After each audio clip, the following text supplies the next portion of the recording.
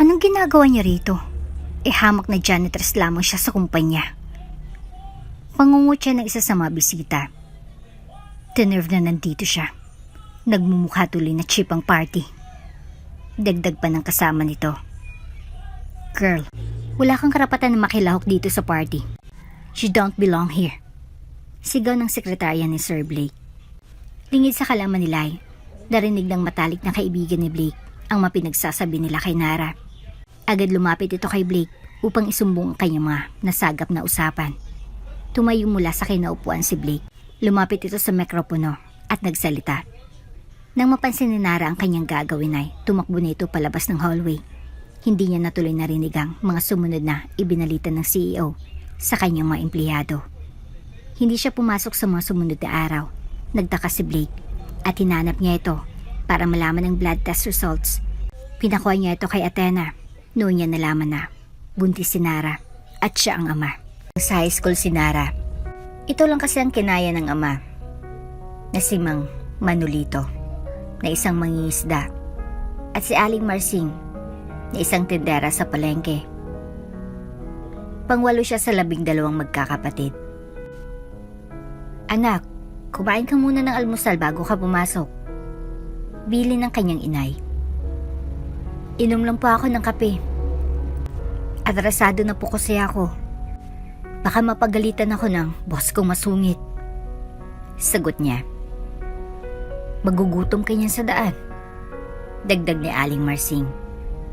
Hindi po inay.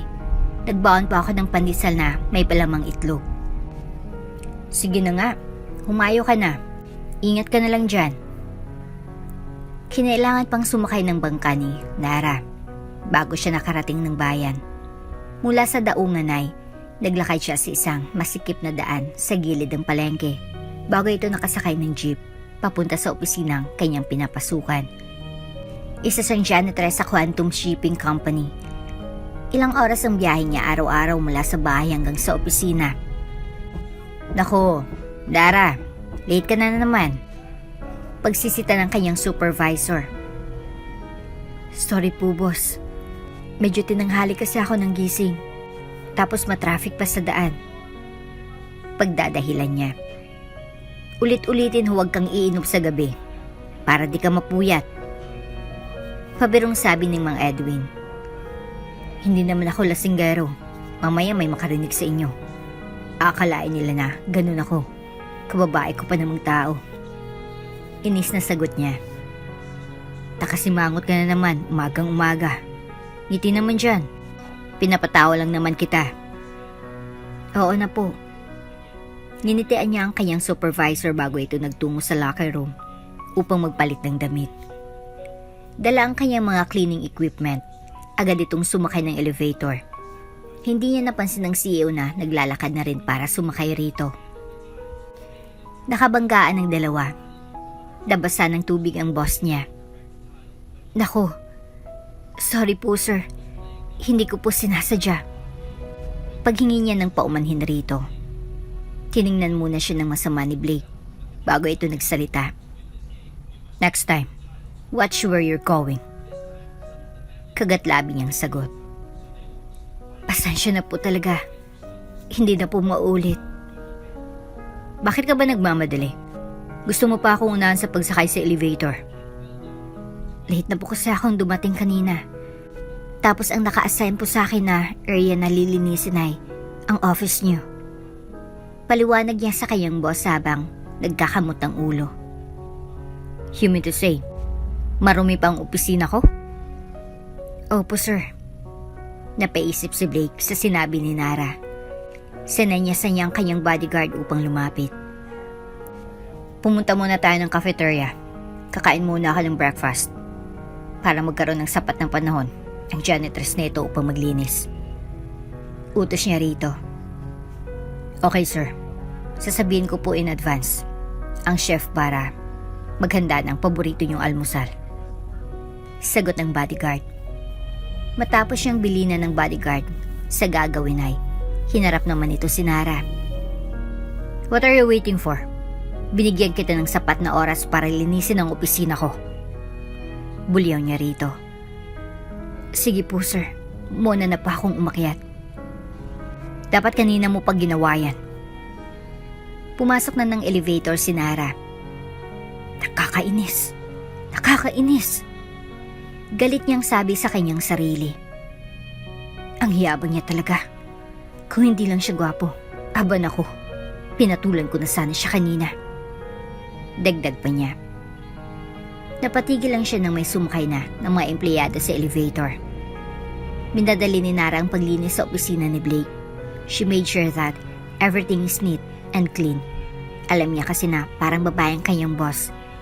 Ayaw na ayaw nito ang nakakakita ng alikabok at mga kalat. Ang arte naman ng lalaking ito. Halos mamuti ang sahig sa kakamap ko ah. Kailangan pa talaga yung makintab na pwede na siyang magsalamin. Bulong niya sa kanyang sarili habang naglilinis. Bakla ate itong si Sir Blake. Sabi pa niya. Tinupad ni Nara ang kanyang pangako. Never na nga siyang na-late mula ng araw na yon. Subalit hindi ang pangyayaring yon ang kahuli-hulihang magaganap sa kanilang dalawa. May mga susunod pang lalong magiging sanhi ng pagkainis ni Nara kay Blake. Nara, ipinapatawag tayong lahat sa taas. Balita ni Mang Edwin. Ano po meron? Usisa niya sa kanyang supervisor. Hindi ko rin alam. Basta lang inabisuhan ako na may meeting daw ang mga janitors at maintenance crew ng company. Sige po, tapusin ko lang po itong ginagawa ko, tapos susunod na po ako. Huwag kang masyadong magtagal. Baka na naman mapag-initan ka ni Sir Blake. Paborito ka pa naman nun. Pabirong sabi ni Mang Edwin. Kayo talaga. Nagkataon lang po na kapag may aberyay, ako ang agad niyang nakikita. Natatawang sagot ni Nara. Ilang saglit lang nasa harapan na ni Sir Blake ang mapinatawag niya. Good morning sa lahat. Gagawin ko lang mabilis ang lahat upang hindi kayo masyadong maabala sa trabaho niyo. Pahayag niya. It has come to my attention that one of my employees lost her cellphone. Nang tinignan namin ang CCTV footage ay wala kaming nakitang tao na kahina-hinala. Ngayon, hindi sa pinagbibintangan ko ang isa sa inyo, pero alam niyo naman siguro na kayo lang ang halos naiiwan dito sa opisina habang mga empleyado ay umuwi na.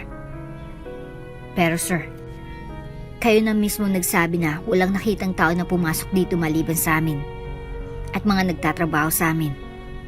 Ano pong dahilan bakit parang kami ang tinutukoy niya na kumuha? Sagot ni Nara. Nara, tumahimik ka nga dyan. Makinig ka na lang. Pagsaway ni Mang Edwin. Tulad ng sinabi ko, wala pa akong inaakusahan ni kahit isa man sa inyo. Kaya lang kayo po kasi ang laging huling umuwi. Pagpapatuloy ng CEO. Dahil ba sa mga mahirap lang kami? Yun bang dahilan, sir? Tanong ulit ni Nara. Iha, itikong mo na lang ang bibig mo. Mamaya pag-iinitan ka na naman ng boss natin. Utos ng supervisor niya.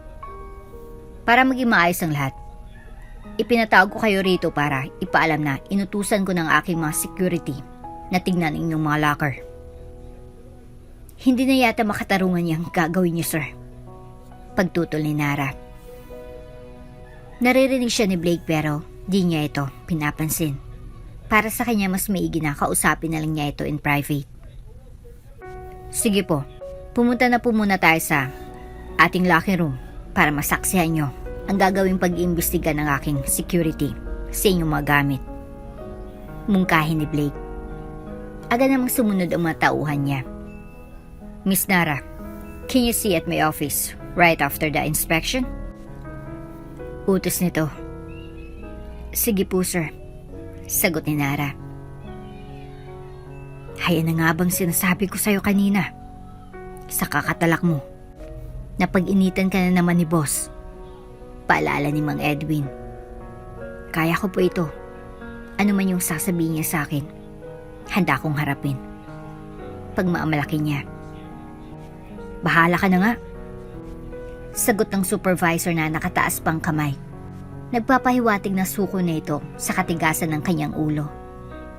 Nagsimula nang maghalughog ang mga security sa mga lockers. Wala namang silang nakitang cellphone sa bawat compartment hanggang sa marating nilang locker ni Nara.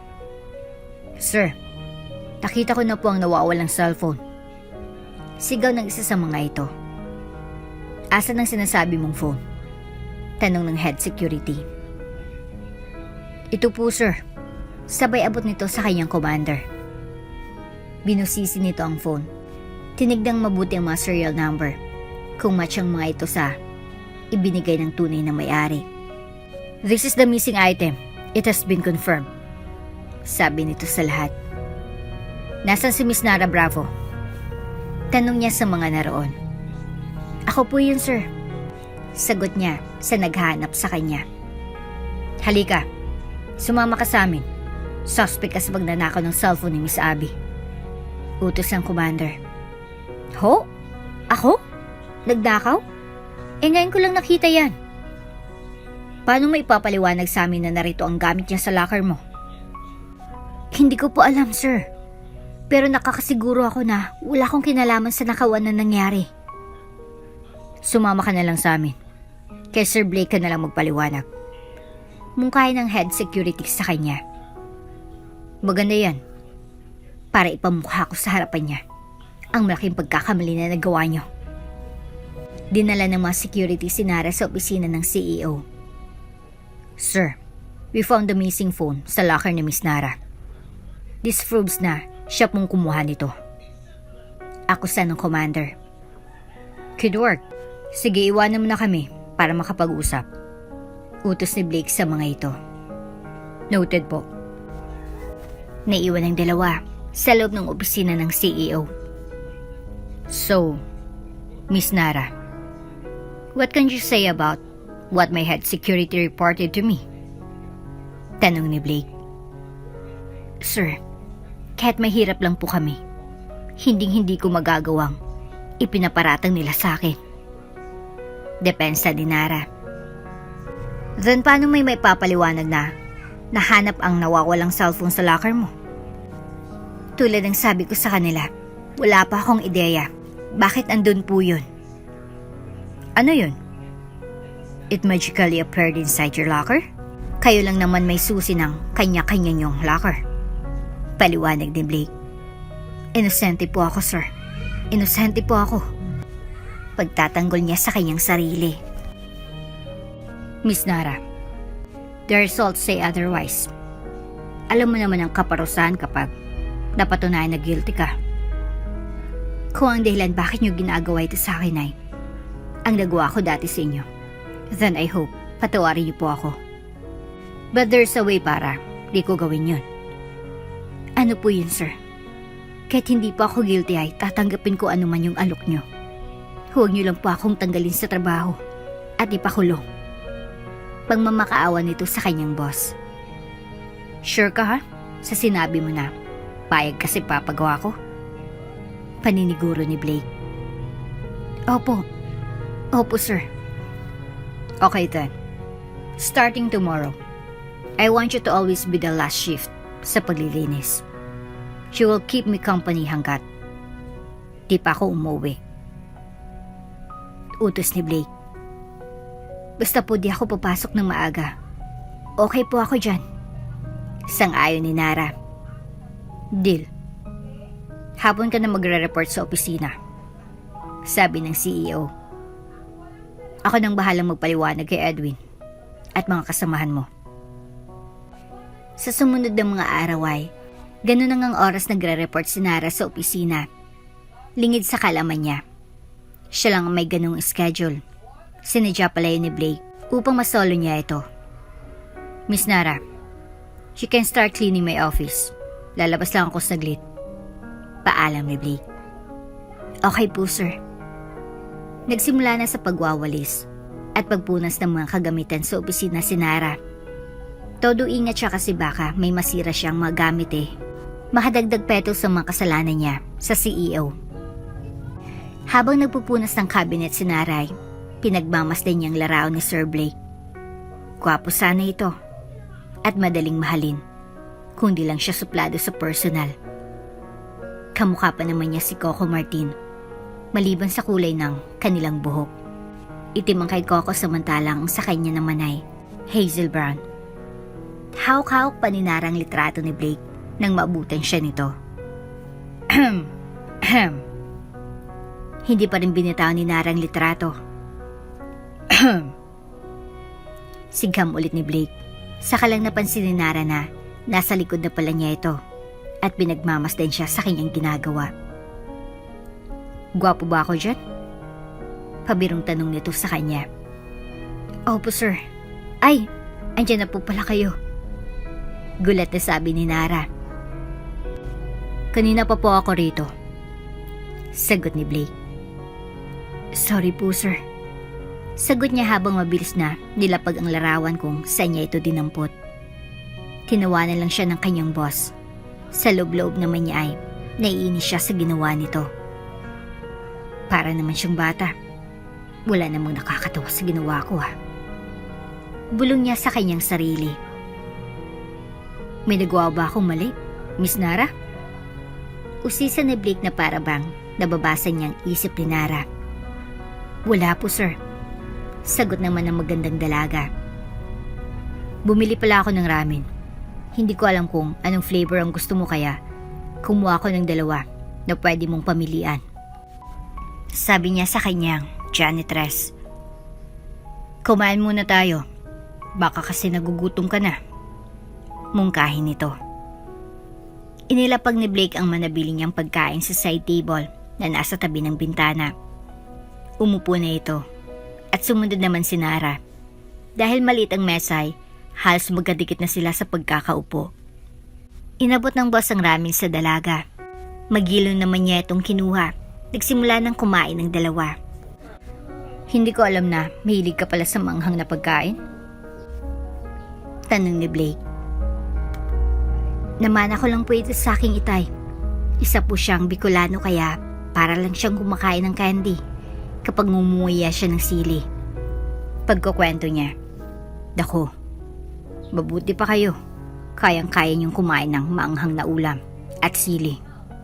Pag ako yun, baka nahimatay na ako. Patawang sagot niya. Minang klase pala kayo Sir Blake. Ang tipo ko kasing lalaki ay yung kaya kong talunin sa contest ng pagkain ng sili. Dagdag ni Nara. Wow ah. Malamang Arabo ang lahi ng lalaki na gusto mong mapangasawa. Ayaw ko nga sa mga ganong lalaki sir. Iyo, ang baho nila. Matibay sila sa pagkain ng maanghang na ulam. Lalong-lalo na sa pagmuya ng sili. Siyan ka nagkakamali sir. May mga Pinoy din na kaya yun, tulad ng itay ko. Sige na nga, agree na ako. Wala na talaga akong pag-asa na ibigin mo pa ako. Pabirong sagot ni Blake na siya namang ikinagulat ni Nara. Natigilan ito sa narinig at biglang nanahimik habang kumakain. Oh, napakaseryoso mo naman. Nagbibiro lang ako. Sabi ng CEO. Kasi naman, ang ganda po ng usapan natin tapos sasabihin niyo po yun. Dagdag ni Nara. Sorry na. Sige kumain na lang tayo para matapos mo na agad ang paglilinis mo sa opisina ko. Okay sir. Hindi na muli nag-usap ang 2. Pagkatapos siyang kumain ay ipinagpatuloy na rin ni Nara ang kanyang ginagawa kanina. Samantalang si Blake naman ay lumabas sandali ng opisina. Tapos na po ako. Napunasan ko na po lahat ng muwebles at nakapag-mop na rin po ako. Pagbabalita niya kay Blake. Great. Antayin mo na lang ako sa baba. Hatid na lang kita sa inyo. Utos ng kanyang boss. Po? Ihatid niyo ako sa amin? Yes. Tamang narinig mo, Miss Nara. Bakit may magagalit ba kapag ginawa ko yun? Wala naman po. Kaya lang nakakahiya po sa inyo. Ayaw ko lang naman na mapahama ka sa daan. Lalo na at babae ka. At gabing-gabi na. Pero ikaw po ang boss ko.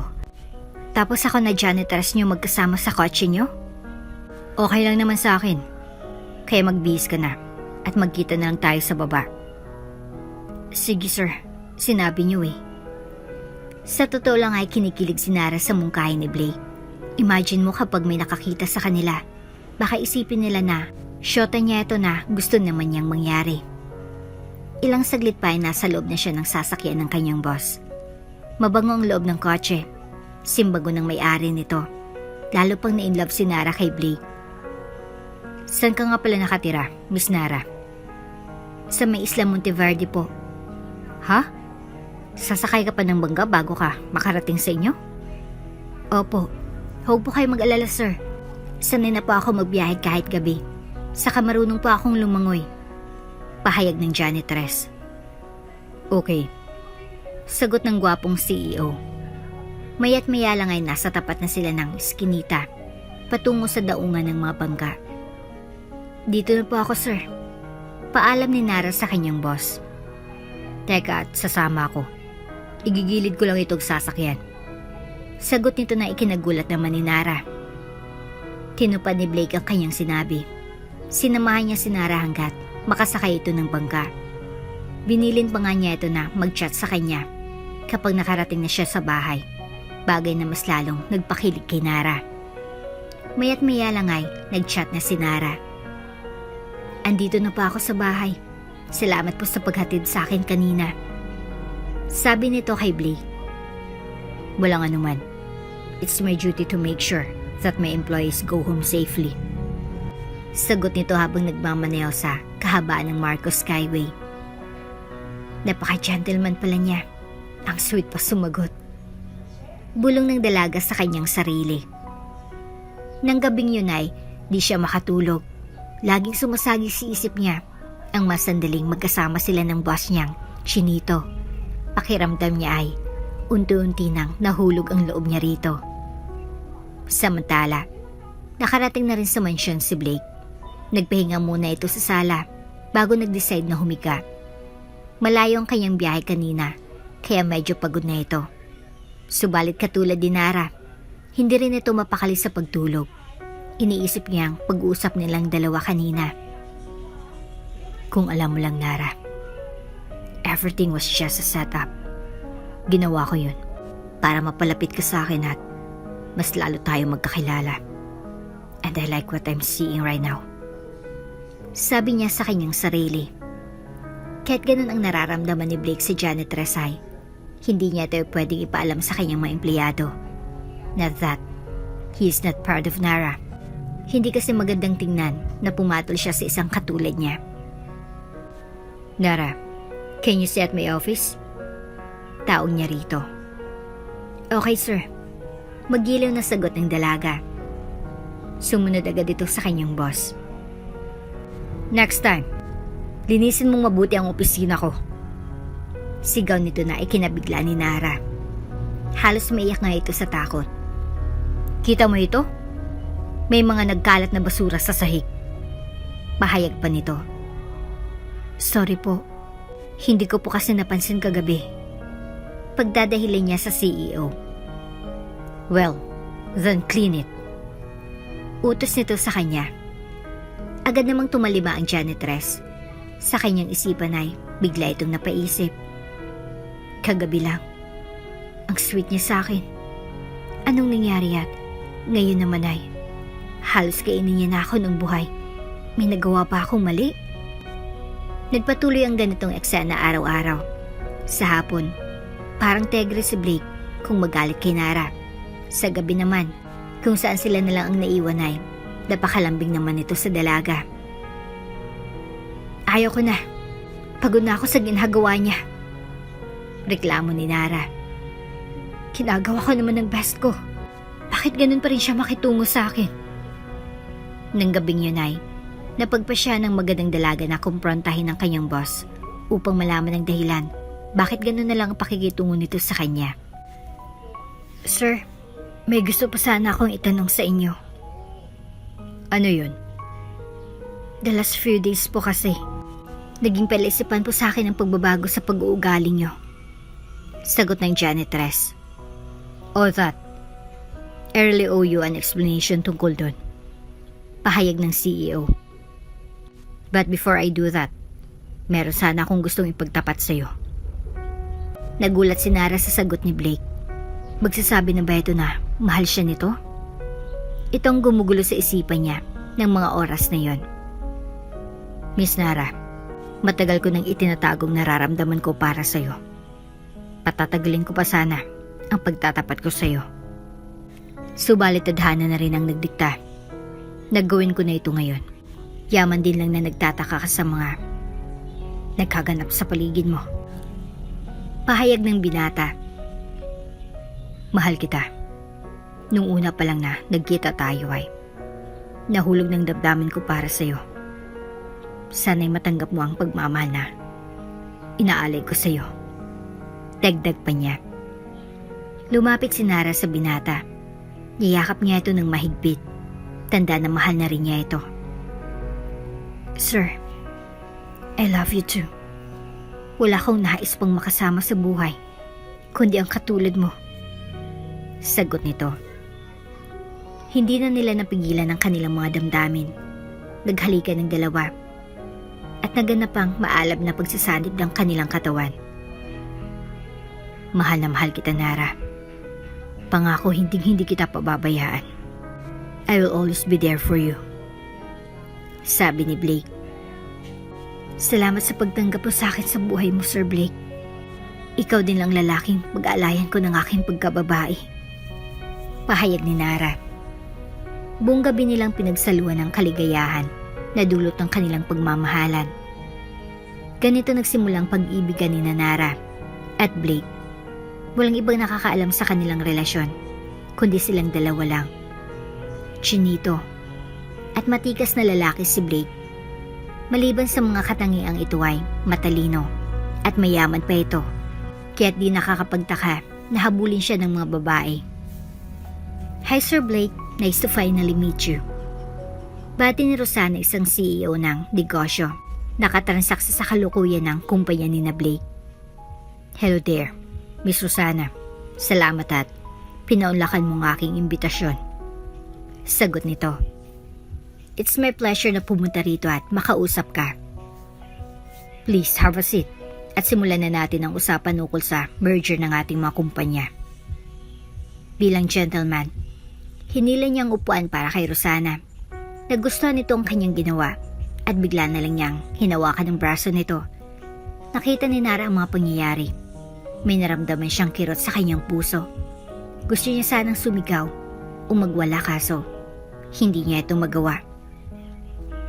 Nakakainis ka, Blake. Hindi ko alam kung sinasadya mo ito para pagsilosin ako o dahil babaera ko lang talaga. Inis na bulong ng dalaga sa kanyang sarili.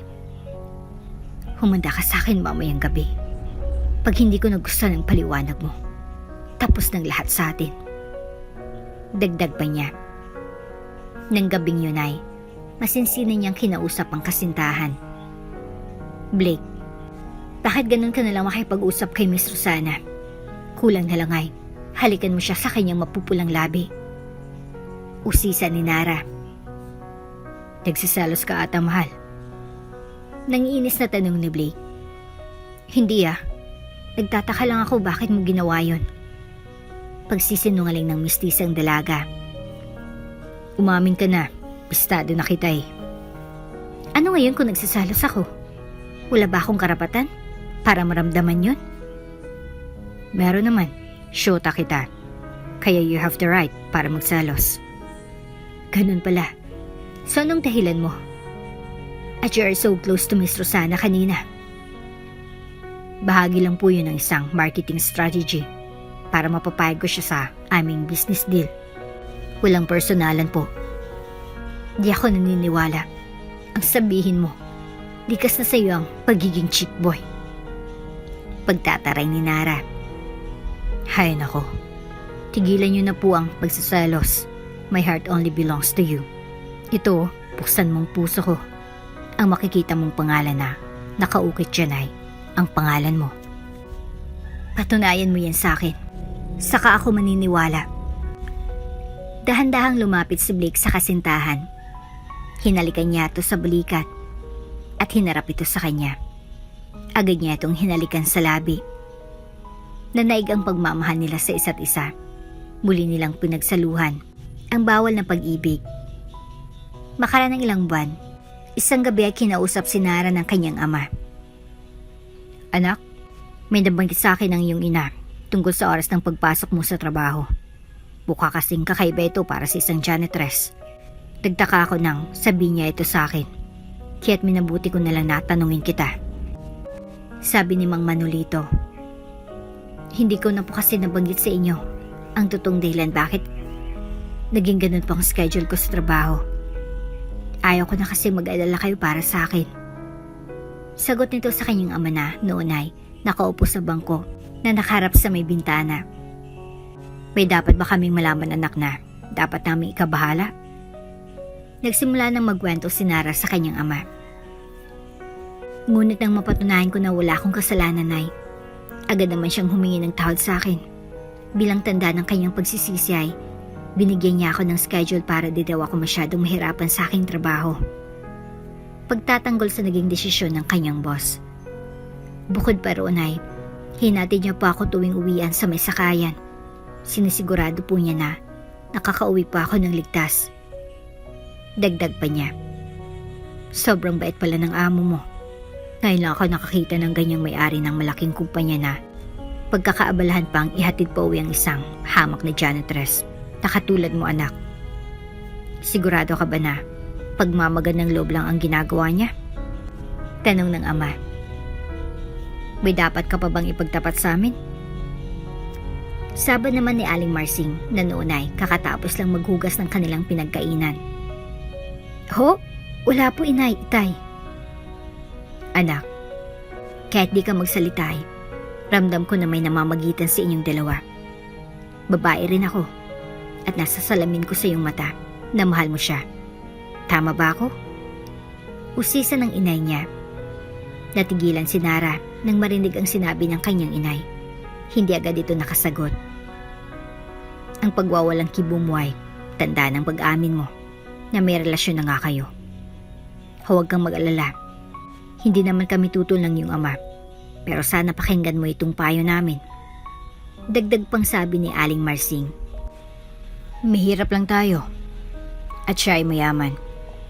Minsan dumarating ang panahon na nananaig ang taong ng pera at kapangyarihan sa pag-ibig. Sagot naman ng kanyang ama. Sana'y mali ang aking kutob. Baka kasi ginagamit ka lang niya bilang dahilan upang hindi siya ipakasal ng kanyang mga magulang sa ibang babae. Dagdag pa ni Mang Manolito. Patawarin ako ng Diyos kapag ginawa niya yon. Baka makagawa ako ng isang bagay na pagsisihan ko habang buhay. Pananakot pa nito.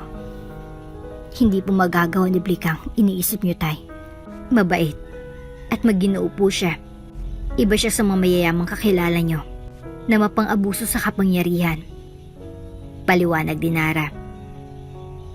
Huwag mo sanang masamay ng sinasabi namin ng itay. Ito ay mga payo lamang. Anak ka namin. Ayaw ka namin nakikita na lumuluha dahil sa sawi ka sa pag-ibig. Paalala ni Aling Marsing. Opo inay, naintindihan ko po kayo. Sang-ayon ng dalaga. Upang mawalang haka-haka namin ng iyong inay ukol sa pagkatao ni Blake. Marapat lang naman siguro na hilingin namin sa iyo na makilala siya ng personal. Mungkahi ng kanyang ama. Nag-isip ng mabuti si Nara bago ito sumagot. Siyempre, ikagagalak niya po na makilala kayo. Hayaan niyo po, sasabihin ko sa kanya agad para malaman ko pong kailan siya pwedeng pumunta rito. Maganda kung ganon. Magiging masaya kami ng inay mo kapag nangyari yon. Sabi ng kanyang ama. Matapos siyang kausapin ng kanyang mga magulang, agad niyang tinawagan ng kanyang kasintahan. Ipinagtapat nito ang pagnanais ng kanyang itay at inay na makilala siya. Hello Blake? Kinausap lang ako ni itay at inay kanina lang. Gusto nila na makilala ka. Balita niya sa kanyang boyfriend. Sige, walang problema sa akin. Kailan nila gusto akong pumunta dyan? Tanong nito. Salamat mahal. Sa lalang madaling panahon daw. Okay. Aayusin ko lang schedule ko for this week. Para libre na ako over the weekend. Asahan ko yan ha. Paglalambing niya rito. Oo naman. Ikinagagala ko na makilala na sa wakas ang mga magulang mo na magiging magulang ko na rin balang araw. Hindi makatulog sa sobrang kaligayahan si Nara. Iniisip niya ang paghanda niya para sa pagdalaw ng kanyang CEO na boyfriend sa kanilang bahay. Ano kayang isusuot niya sa araw na yun? Anong mga putahe ang lulutuin nila ng inay niya? Bulong niya sa kanyang sarili habang nakahiga sa kanyang kama na nakatanaw sa mga bituin na kumukuti-kutitap sa di kalayuan. Sa kabilang banda, malalim naman ang iniisip ni Blake habang nakaupo ito sa kanyang minibar at umiinom ng whiskey. Mahal na mahal ko si Nara, ngunit may dapat pa siyang malaman ukol sa aking totoong pagkatao. Kapag ipinagtapat ko ito sa kanya, maaaring maging sanhi ito ng pagkawasak ng aming relasyon. Sabi niya sa loob ng kanyang isipan. Naputo lamang ang kanyang pagmumuni-muni nang biglang tumunog ang kanyang cellphone. Tumatawag ang kanyang daddy. Hello, Dad? Oh, iho, mabuti na lang. At naabutan pa kitang gising. Sabi ni Marcel, ang matandang mayaman na nagmamayari ng pinakamalaking car dealership sa Cebu. May malaga po ba kayong sasabihin? Nainis na sagot ni Blake. Nothing. Mangumusta lang sana ako tungkol sa nalalapit na magpapakasal niyo ng anak ng kumpare ko na si Sofia. Oh, that. Huwag ka pong mag-alala. Itutuloy ko pa ang pag-iisang dibdib namin. Hindi po ako tumatalikod sa aking mga pangako. Nagpapaalala lang ako, anak. Huwag mo sanang mamamasamain ang ginagawa ko. Nagpapaalala? O kinakabahan ka na? Natatakasan ko isang obligasyon na dapat ikaw ang nagbabayad. Galit nitong sagot. Anak pa rin kita. Huwag mo akong pagtaasan ng boses. Dad, I'm doing here a favor here. Kaya kung ako sa'yo, mag-isip kang mabuti bago ako pagalitan. Mamaya niyan, magbagong isip ko. At di ko ituloy ang pinapagawa mo sa akin. Matagal na din ang kasagot si Sir Marcel. Tama naman kasing anak niya. Mahirap na mainis niya ito. Ikakapahamak niya kapag nangyari yon. Kung wala ka nang sasabihin na mahalaga, Dad, let's end this conversation. Inaantok na po ako. Tuluyan nang ibinaba ni Blake ang kanyang phone. Ipinagpatuloy na lang niya ang pag-inom niya ng alak para makalimutan niya ang anumang isipin ukol kay Nara at sa nalalapit na pag-iisang dibdib nila ni Sofia. Tingnan mo itong anak natin. Isa siyang ingrate. Sa tingin niya, mas magaling siya sa akin. Sabi ni Sir Marcel. Huwag mo siyang pansinin. Malayo pang kasal. May pagkakataon pa na magbago siya ng desisyon. Sagot ni Ma'am Maria. Sana nga, dahil hindi ako susuko sa kanya. I will keep on talking to him. Hanggang sa ma-realize niya na tama ako. That what I'm doing is for good for our family. And not just for myself. Patuloy ng kanyang ama. Tama na, gabi na, tulog na lang tayo. Ine-stress mo lang ang sarili mo. Baka tumaas na naman ang blood pressure mo. Sabi ni Ma'am Maria. Sige na, matulog ka na. Ubusin ko lang itong iniinom ko. Utos si Sir Marcel. Okay, basta mangako kang sumunod ka kapag tapos ka na. Sabi ng asawa niya. Umakyat na si Ma'am Maria sa hagdan patungo sa loob ng master's bedroom. Naiwan mag-isa sa Sir Marcel sa bar. Hindi ako makapaniwala sa tatay ko. Napaka-obnoxious niya. Kailan ba siya titigil sa pag-iistorbo sa akin? Reklamo ni Blake. Ano mang dapat kong gawin para maintindihan niya ang pinagdadaanan ko? Akala ko pa naman makukuha ko siya sa side ko kasi lalaki din siya. Dagdag pa niya. Hindi makatulog ng mahimbing si Blake buong gabi. The thoughts about his conversation with his dad last night kept on bothering him. Ngunit hindi niya hinayaang makapekto ito sa kanyang trabaho. Dahil alam niyang kapag napansin ni Nara ang kanyang gawi, mag-aalala siya ng husto. Ayaw niyang mangyari iyon. Magandang hapon, mahal. Nakatulog ka ba ng maayos kagabi? Tanong ni Nara nang nasa loob na sila ng kanyang opisina. Nagtagal siya bago sumagot. Para maingat na pag-isipan kung anong sasabihin sa kasintahan. Oo, mahal ko. Sa katunayan nga ay, napanaginipan kita. Pabirong sagot niya. Ang Ang sweet mo naman. Sagot ng kanyang janitress fiancé. Sabay kurot nito sa pisngi ni Blake. Matapos ang maikling pakipag-usap sa kanya, nagpatuloy na si Nara sa kanyang araw-araw na gawain. Kinagabihan ay nagkaroon ng seryosong pag-uusap ang magkasintahan. Napag-usapan nilang tungkol sa kaganapan sa Sabado. Pupunta ka ba sa bahay namin ngayong weekend, mahal ko?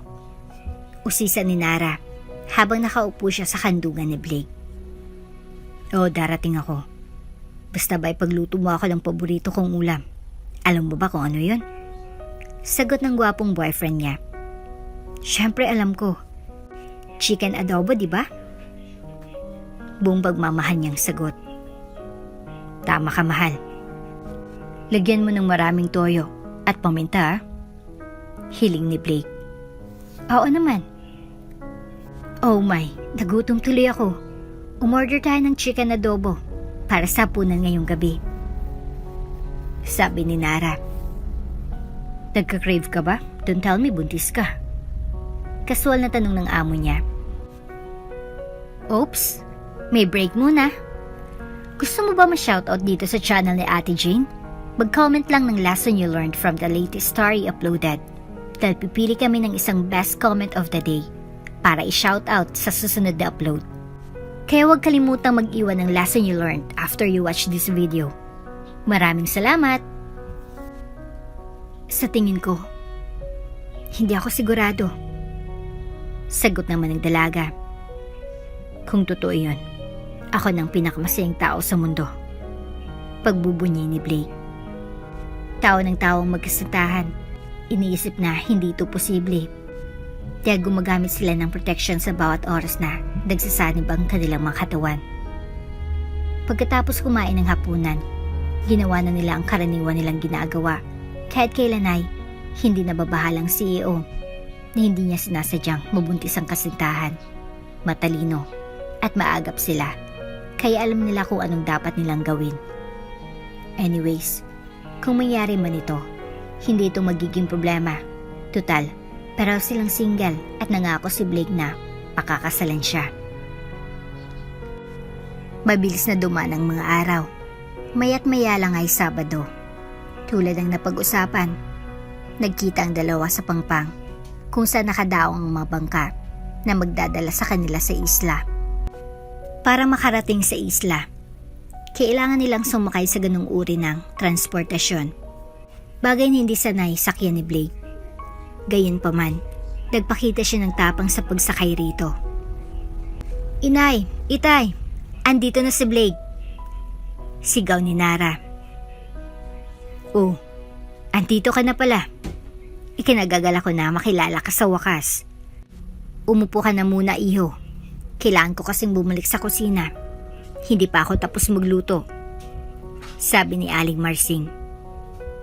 Nara, humayo ka at tawagin mo ang iyong itay. Utos ng kanyang inay. Opo inay, masusunod po. Sang-ayon ng dalaga. Manatili ka lang dito mahal ko. Susundin ko lang si itay. Marahil ay nasa baybayin siya at hinintay ang iba pang mangingisda na dumaong para tumulong sa paglagay sa banyera ng kanilang mga huli. Sinabi niya sa kanyang kasintahan. Okay ka lang ba dito? Usisa ni Nara bago ito umalis. Nag-alala baka biglang magsawa ang kanyang fiancé dahil walang amintis ang bahay nila tulad ng malaking TV at malamig na aircon. I'll be fine. I have Inay here with me. Kasual na sagot ni Blake. Sige, dito ka lang mahal. Babalik naman ako sa lalong madaling panahon kasamang aking itay. Pangako ni Nara. Huwag ka masyadong mag-alala mahal ko. I'm excited to meet your itay too. Sagot ng boyfriend niya. Iniwan ni Nara mag-isa si Blake sa bahay nila.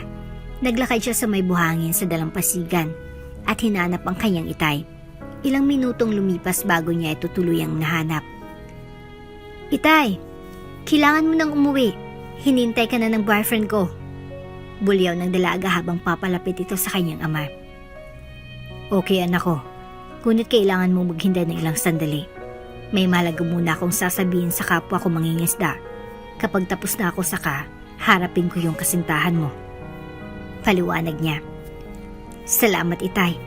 Mauna na ako kung ganun. Mag-aantay na lang kaming dalawa sa bahay. Mungkahi ng anak niyang dalaga. Sige, Iha. Mag-ingat ka na lang sa pag-uwi. Bili ng kanyang Itay. Pagdating niya sa bahay, nakita niyang nag-uusap ang fiancé niya at ang kanyang inay. Napagmasdan niya kung gaano siya kasaya sa piling ni Blake. At ito ay ikinatuwa niya. Inay, sunod na lang daw si Itay. Kasalukuyan siyang nasa isang pagpupulong kasamang kanyang kapwa mangingisda sa baybayin. Aniya. Sige, habang hinintay mo ang iyong Itay, bakit hindi mo na kayo kumain ng mga malagkit na ito? Sana ay magustuhan mo ito, Blake. Aking manugang. Ako mismong gumawa niyan. Yaya ni Aling Marsing. I'm sure. I will, Inay. Sagot niya. Umupo ang magkasintahan sa hapagkainan at sinimulang kainin ang inihanda ng kanilang inay para sa kanila. Ipinagtimpla pa niyang mga ito ng black coffee para hindi sila mauhaw. Mainam kasing kasama ng kakaninang kaping barako. Nasarapan si Blake sa kanilang kinain. Takarami nga ito. Ngayon lang kasi siya nakatikim ng ganung uri ng merienda. Mahal, ang sarap magluto ni Inay. Ikaw ba ganun din? Pabirong tanong nito kay Nara. Wow ha? Hindi pa nga niya natitikman ng chicken adobo ko ay nilalait niya na ako. Sagot niya na, umastang nagtatampo. Eto naman, di na mabiro. Sorry na. I know you're a good cook too, like Aling Marsing. Ay, Inay pala. Sagot ng kasintahan. Apology accepted. Pero kailangan mo akong bilhan ng ice cream mamaya. Utos ni Nara. No problem, mahal. Sana sinabi mo kanina para nakabili na tayo. Mamaya na lang. Paghatid ko sa'yo. Mungkahi ng dalaga. Maya't maya lang ay dumating na si Mang Manolito. Nadatnan niyang magkasintahan na nagbibiruan sa salas kaya't medyo nag-ibang timpla ng mukha nito. Magandang hapon po. Bati ni Blake sa kanya habang kinukuha ang kamay nito upang magmano. Kawaan ka ng Diyos. Mupo ka na, iho. Sabi ng Itay ni Nara na normal ang dating. Nara anak, asa ng inay mo? Usisa nito sa dalaga. Narito ako sa kusina, hinahanda ko kasi ang hapunan natin. Sabi ni Aling Marsing. Ilang saglit lang ay lumabas na siya upang makapag-usap na sila. Ano na ulit ang pangalan mo, iho? Pag-umpisa ni Mang Manolito. Blake po. Sagot naman ng boyfriend ni Nara. Iho, tatapatin na kita. Hindi naman ako tutol sa relasyon niyo ng anak ko. Hindi ko nasaklaw yon. Nasa hustong edad na siya para magdesisyon para sa sarili niya. Pahayag ng ama ng dalaga. Ang palaisipan lang sa akin ay, ano nagustuhan mo sa kanya? Sa pananaw ko kasi ay, alangan siya sa'yo dahil mahirap lang kami at mayaman kayo. Sir, hindi po kayamanan ng basihan bakit ko minahal ang anak niyo. Minahal ko siya kasi siya'y totoong tao. Ang lahat ng pinapakita niya sa akin ay kung ano siya bilang tao. Sagot ng CEO. Maring malayo pong agwat ng kabuhayan natin. Ngunit dapat niyong malaman na handa kong ipaglaban kung anumang relasyon meron kami ngayon. Sa kahit sinong tao, maging ang mga magulang ko. Ganyan ko po kamahal si Nara. Natigilan saglit si Mang Manolito sa sinagot ng kasintahan ng anak. Doon niya nakita na busilak ang puso at malinis ang hangarin sa kanyang anak. Ngayon at nalaman ko kung gaano kahalaga sa iyong anak ko at kung paano mo siya pagtanggol sa ibang tao. Napanatag ng kalooban ko. Sabi ng ama ni Nara, pumapayag na ako sa relasyon niyo bilang magkasintahan. Sana ito pa rin mo lahat ng pinangako mo sa amin ng kanyang ina. Salamat po. Itay sa malawak niyong pag-unawa. Makakaasa po kayo na magangatawan ko lahat ng sinabi ko ngayon sa harapan niyo. Masaya ako para sa inyong dalawa. Sabad ni Aling Marsing. Ikinagagalak namin na tanggapin ka bilang bahagi ng aming pamilya. Dagdag pa niya. Meron po sana akong munting kahilingan. Sagot ni Blake. Ano yun, Iho? Tanong ni Mang Manolito. Mari ko na po ba kayong tawaging inay at itay? Sabi niya. Natawang mag-asawa sa narinig mula sa kasintahan ng kanilang anak. Oo naman. Sabay nilang sagot kay Blake. Sobrang kagalakan sa puso ni Nara nang marinig niya na tanggap na ng kanyang mga magulang ang boyfriend niyang, Chinitong CEO. Alam niya na ito nang simula ng maliligayang araw nilang dalawa dahil may basbas na ang relasyon nila mula kay Mang Manolito at Aling Marsing. Are you okay, mahal?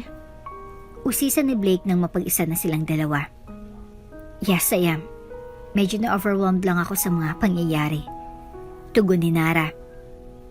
At least sa wakas ay, nakilala ko na rin ang mga magulang mo.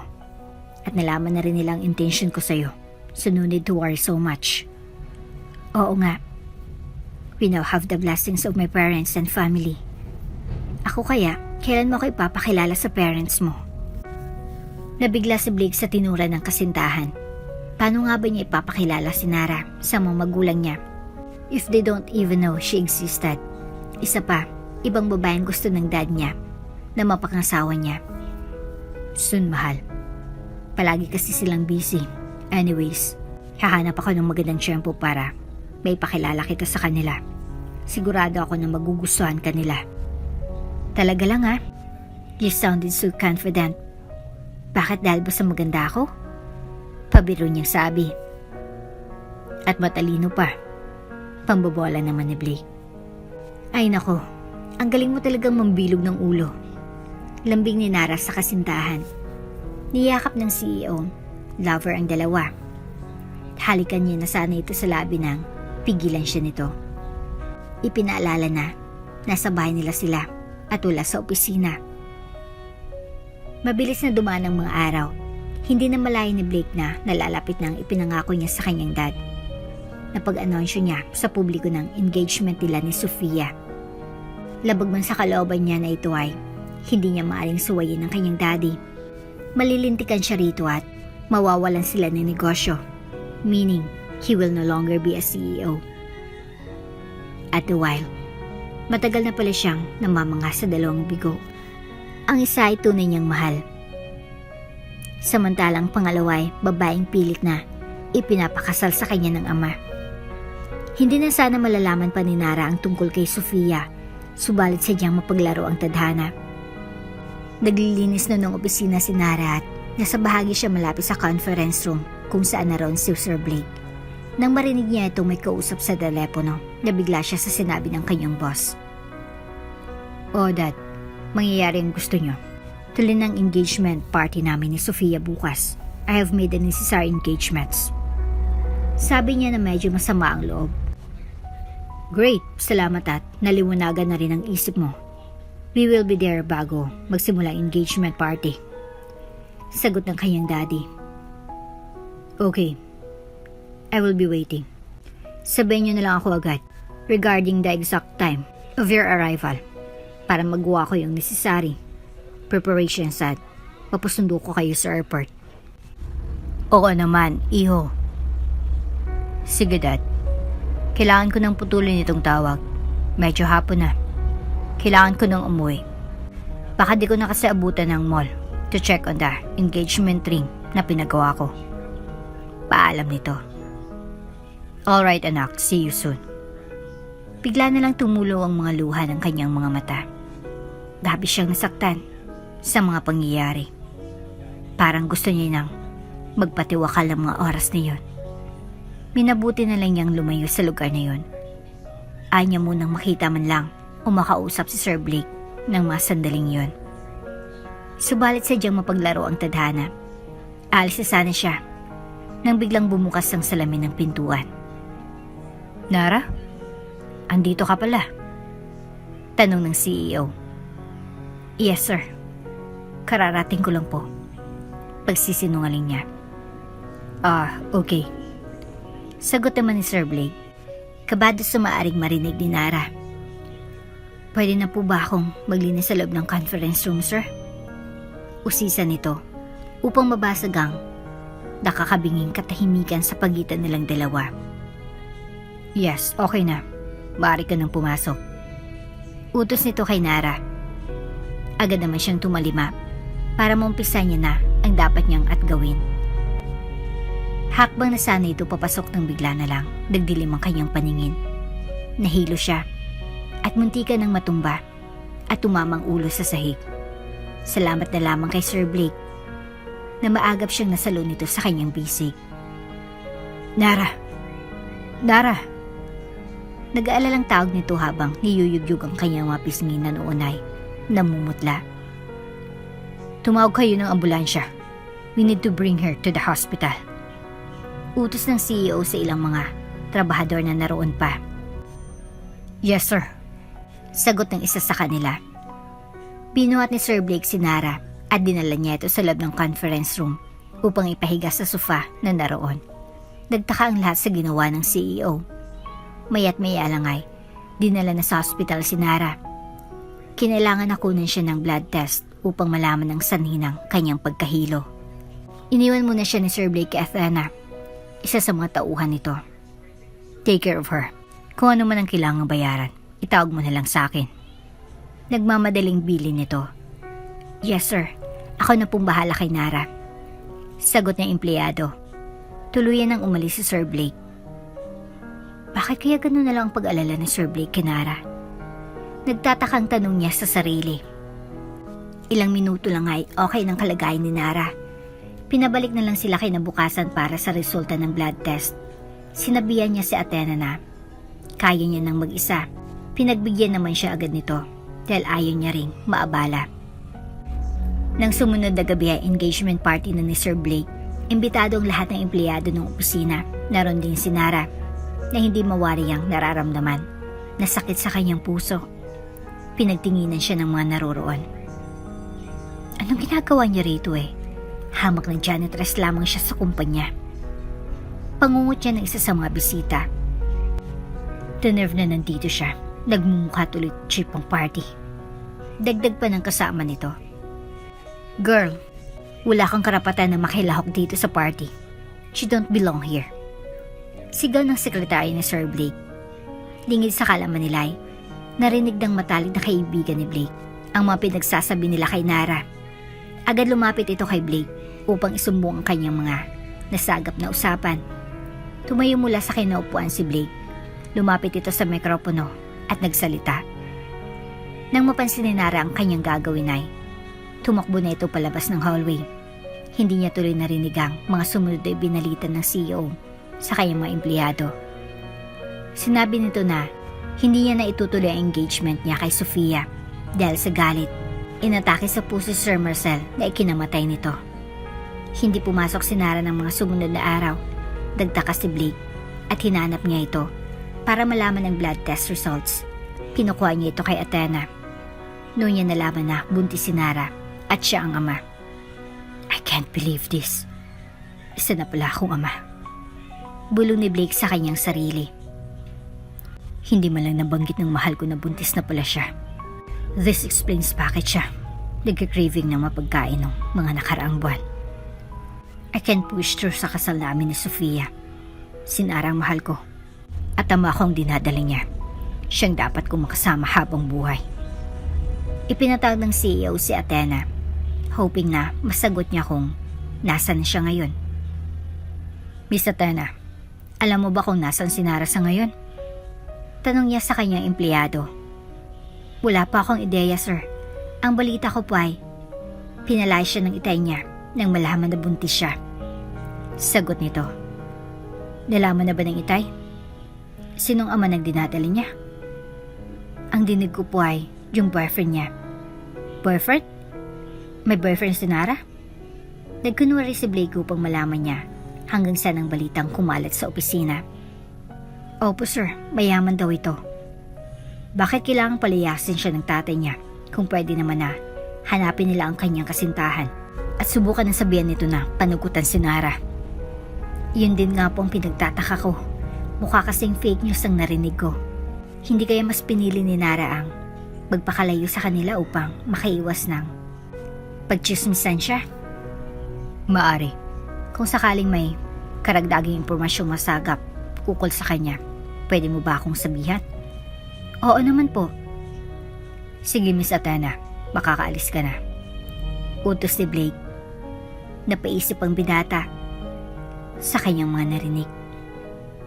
Ano kayong pwede kong gawin para mahanap siya? I know that she needs me.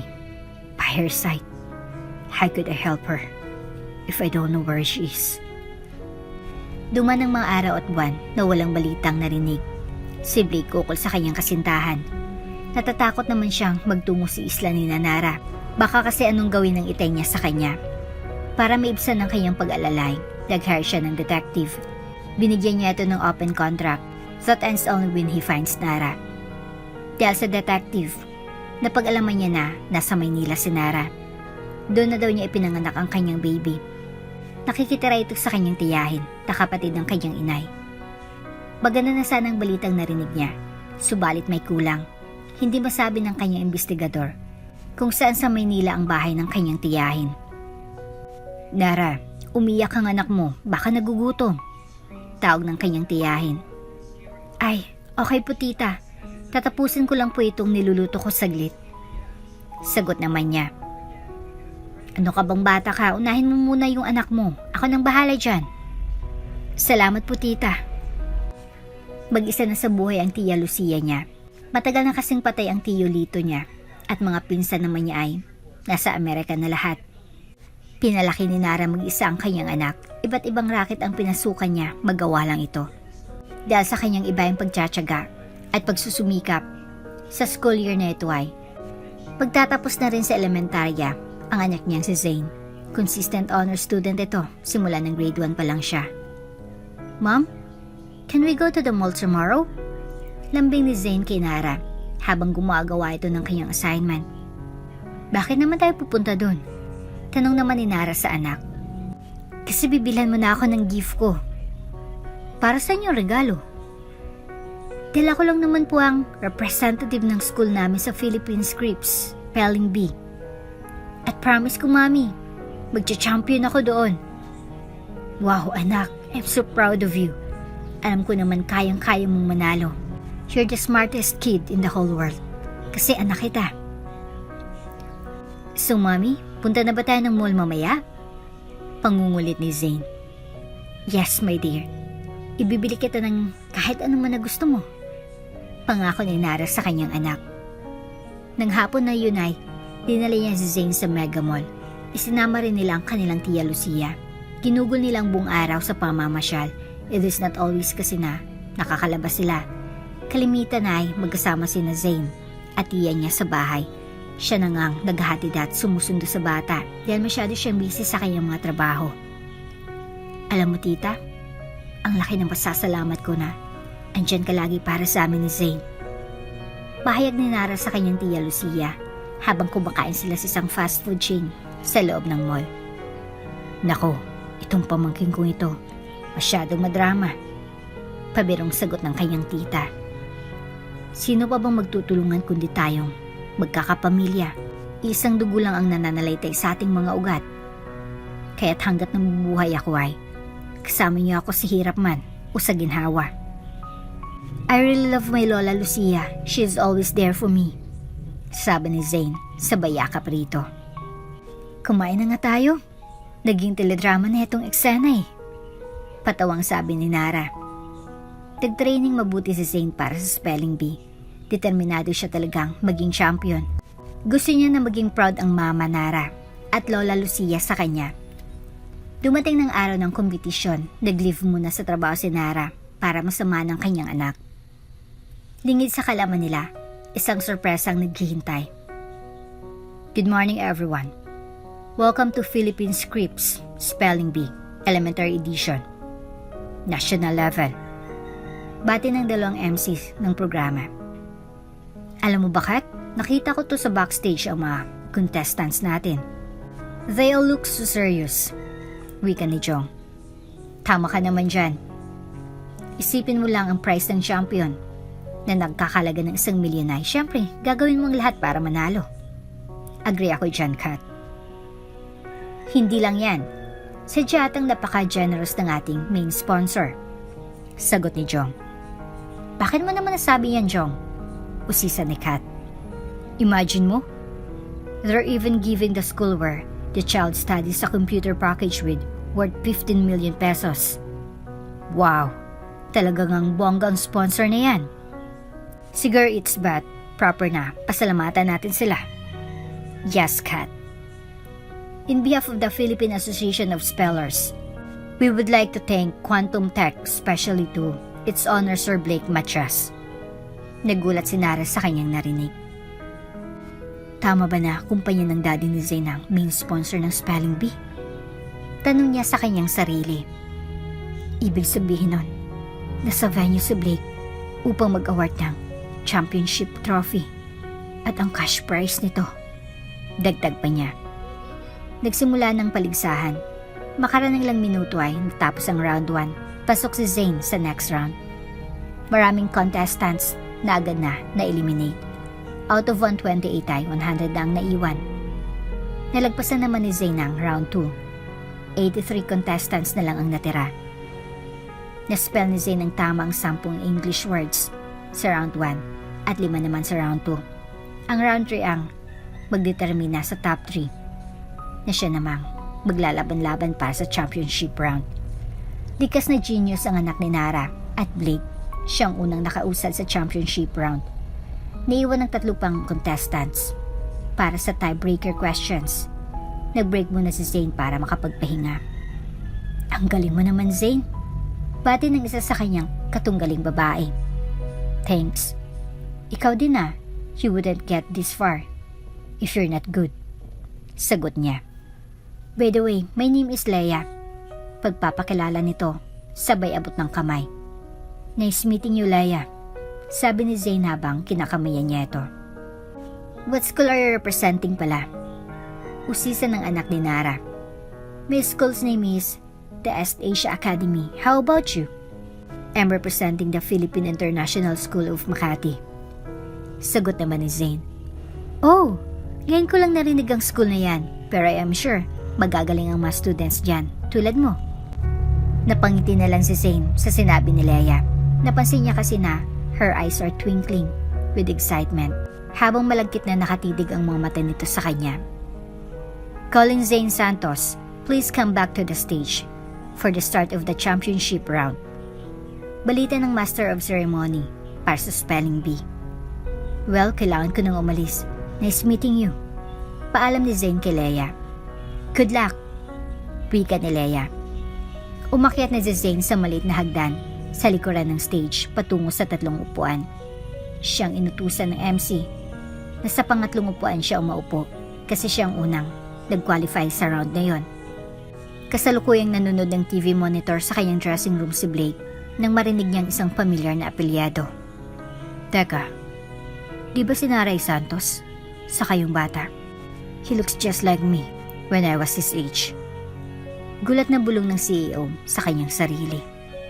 Baari kayang anak ko isa sa mga contestants na nakapasok sa championship round? Pahayag pa niya. If anak kong ang kalahok na yan, I cannot admit na ako ang dad niya. Otherwise, maari siyang ma-disqualify. Sayang naman ang kanyang pinaghirapan.